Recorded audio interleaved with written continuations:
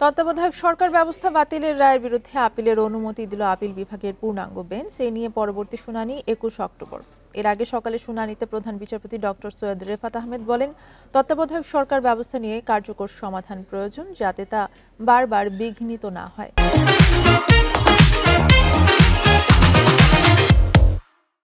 দেশে গণতন্ত্র প্রতিষ্ঠায় এটি যাতে সুদূর প্রসারী প্রভাব রাখে সেই ব্যবস্থা করা হবে।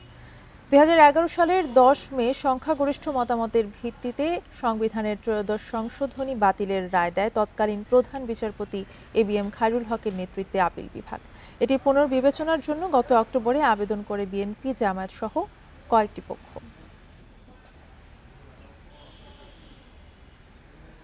ছোট্ট দুইটি পয়েন্টের উপরে লিভ গ্রান্ট করেছেন ২১ অক্টোবর, এবং এই লিভটা খুব শর্ট টাইমের জন্য দিয়েছেন এবং বলেছেন যে পেপার বুক ডিসপেন্স উইথ, এবং আগামী ২১শে অক্টোবর টপ আইটেম হিসাবে এই আপিলটি শুনানি হবে।